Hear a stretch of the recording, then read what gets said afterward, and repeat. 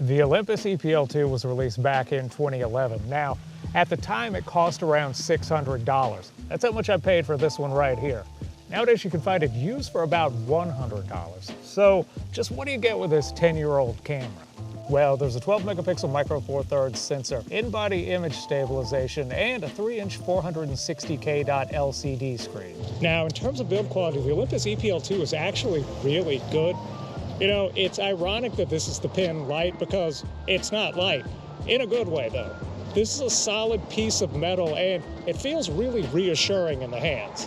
That's one thing that I've always liked about Olympus is everything always has kind of a premium feel. Now, in terms of image quality, you've got a 12 megapixel micro four thirds sensor, and I know that doesn't sound like much, but hear me out. It comes from a time when people thought micro four thirds wasn't going to go beyond 12 megapixels or 16 megapixels because they felt from an engineering standpoint that that's pretty much all you could do with that sensor.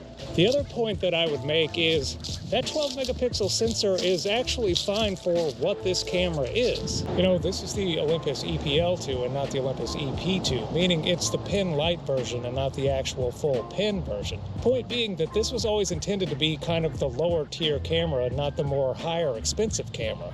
You know, this wasn't a camera designed for $10,000 wedding photography. This was a camera designed for casual fun.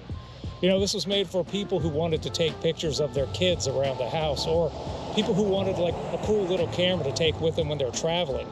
This wasn't designed for professional use, and it does really well exactly what it was designed for. You know, I guess that's the point that I'm making is you're buying the E-PL2 for fun. You're not buying it for professional endeavors. And having said that, it's really good for what it was designed to do.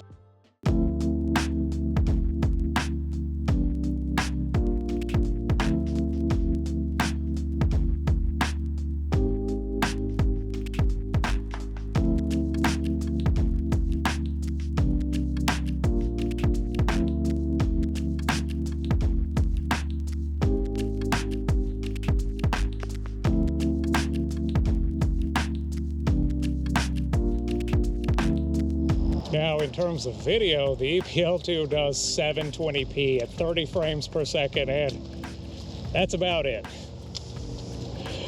You know, if you're serious about video, then unfortunately the E-PL2 probably isn't for you. Although, having said that, for a camera that only does 720p, 30 frames per second, it's not that bad for what it is.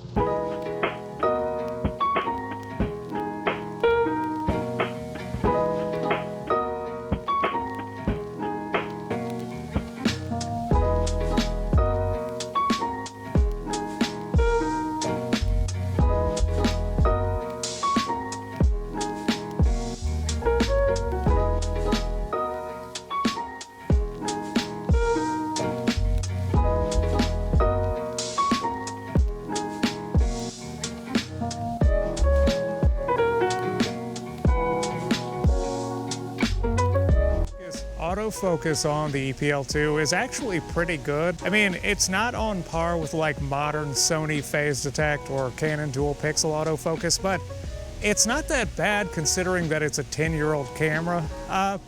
Overall, I'd say it's pretty decent and it's definitely usable. And of course, I would be remiss if I didn't mention there are actually a ton of art filters on this camera.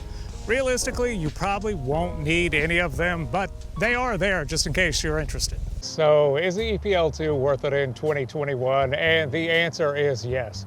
I mean, first of all, it's only $100, but more importantly, for those of you that watch this channel, you guys know I view cameras the way Jeremy Clarkson views cars. Either they have soul or they don't. Either you bond with them or you don't. The E-PL2 just has soul. You know, it's just a camera I really enjoy. I loved this camera back in 2011. I love using it now in 2021. You've got to understand who this camera's for. This isn't a camera for people with a ton of ego. Like, if your whole thing is just sort of pounding your chest and saying, hey man, look at my portfolio, or, you know, you love just rolling up to a shoot with like a ton of equipment and a hair and makeup artist and look at all these lights and look at all this glitz and glamour, then this camera's not for you. This camera is for artists. This camera is for people who genuinely love taking pictures. You know, If you like taking pictures, and maybe no one's ever even gonna see these pictures, they're not even for social media, they're just for you because you enjoy doing them. You know, the EPL2 is a camera for the person who's just sort of calm and present and likes going out in nature alone and just taking a few pictures here and there. Maybe somebody will see them, maybe no one will ever see them. Doesn't matter because there's no ego involved. It's about actually enjoying what you do. It's about being an artist and actually enjoying your art. And if you fall into that category, if you actually are an artist and you actually do enjoy your art, well, you'll probably bond pretty well with the EPL2 because you're kind of who this camera's made for. You know, it's like I say all the time, so much of a camera isn't something that you're gonna find on a spec sheet. This is all about user experience, and the EPL2 provides a really, really good user experience. Anyway, I think that's all I've got for today, guys. Thanks for watching. I'll see you again next time.